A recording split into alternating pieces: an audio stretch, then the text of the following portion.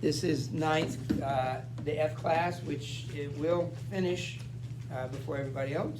So I want to make sure everybody knows what you're watching here. So this is the last scene of Act 4, longest act in the play.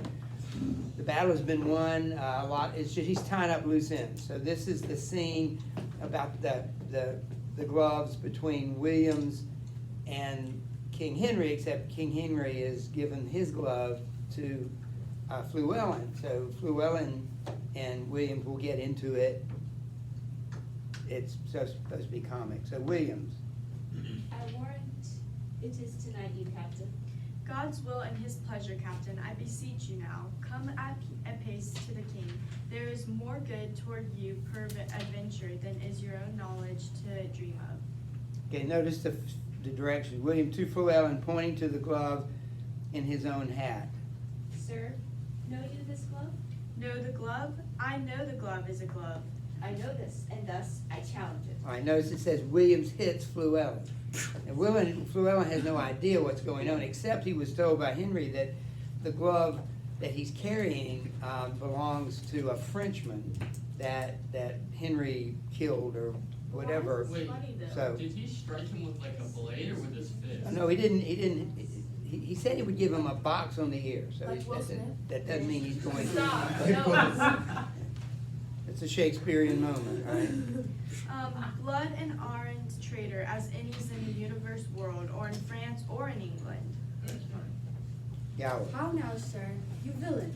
Do you think I'll be forsworn? Stand away, Captain Gower. I will give treason his payment into blows. I warrant you. I am no traitor.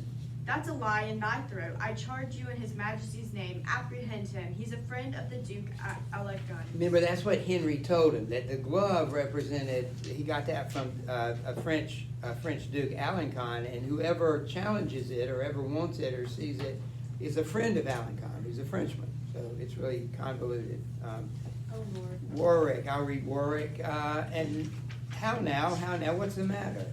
My lord of Warwick, here is, praise be God for it, a most contagious treason came to light. Look you, as you shall desire in a summer's day. Here is his majesty. How now? What's the matter? My liege, here is a villain and a traitor that, look your grace, has struck the glove which your majesty has take out of the helm of Alencon? Alencon. My liege, this was my glove. Here is the fellow of it. And he that I gave it to in change promised to wear it in his cap. I promised to strike him if he did. I met this man with my glove in his cap, and I have been good as my word. Your majesty, here now, saving your majesty's manhood, what an arrant, rascally, beggarly, lousy knave it is. I hope your majesty is bear me testimony and witness, and with avouchment that this glove is the Alencon that your majesty has given me in your conscience now. Give me that glove, soldier. Look, here is the fellow of it.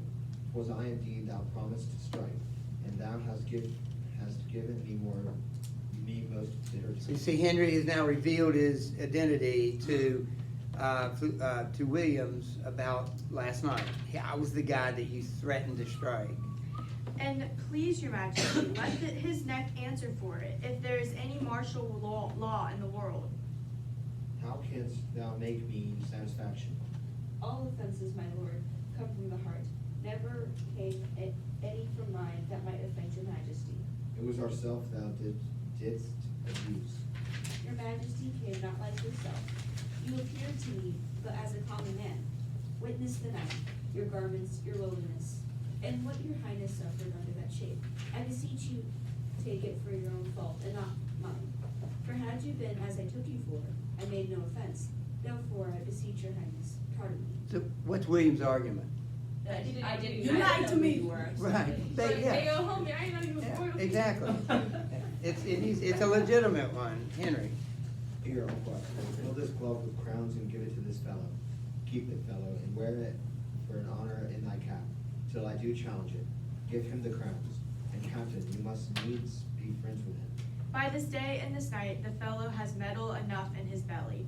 Hold, there is 12 pence for you, and I pray you to serve God and keep you out of brawls and babbles and quarrels and dissensions I warn you, it is the better for you. I would love your money. It is with a good will. I can tell you, it will serve you to mend your shoes. Come, wherefore should you be so bashful? Your shoes is not so good, 'tis a good ceiling. I warn you, I will change it. And that's something, Fluellen even gives him money after the guy struck him. And Henry gives him money. So this guy comes out on the best end of it. I feel like Llewellyn giving him money is a backhanded compliment, because he kind of. Compliment. Yeah, it Not is. really a compliment, but like, he said, your shoes are raggedy. He gave him money. Go fix them. Well, I think he was honest. You know, that's one thing. Llewellyn is pretty honest, and he did say, this fellow has metal enough in his belly. He's kind of complimenting him there directly, and then I think he feels sorry for him. And just starts shaming his shoes.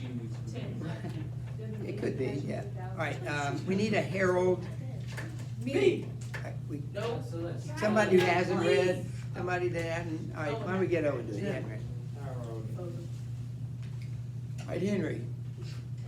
Now Harold, are the dead numbered? Here is the number of the slaughtered French. What prisoners of good sort are taken, uncle? Charles, Duke of Orleans, nephew to the king, John, Duke of Bourbon, and Lord Bicycle of other lords and barons, knights and squires, both 1,500 besides common men. Now that's, make a note of that, underline it, there are 1,500 prisoners alone.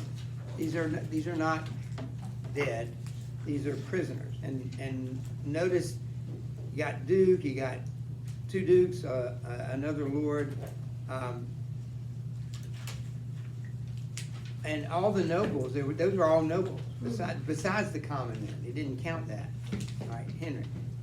This note doth tell me of 10,000 French, that in the field lie slain. Okay, highlight that. We'll use the numbers that Shakespeare gives us, they're not the real numbers, but 10,000 dead and 1,500 prisoners. Of princes of this number and nobles bearing banners, there lie dead 126. Added to these of knights, esquires, and gallant gentlemen, 8,400, of the which 500 were the yesterday dubbed kings. So the vast majority of the deaths were noblemen or squires with the noblemen, knights, gallant gentlemen, you know, they weren't common men. Most of the people killed for the French were noble. You know, but that was crazy because like we're learning about that in Dr. Talbot's class in the French and the English. The French had more people, they had more people protecting the nobles, and they were like and the nobles were lightly armored more than people who were fighting in English that were heavily armored, and it was still nobles that they didn't fight. And remember, the English used their archers. Henry. So that in these 10,000 they have lost, there are but 1,600 mercenaries. The rest are princes, barons, lords, knights, squires, and gentlemen of blood and quality. The names of those their nobles that lie dead: Charles de la Brette,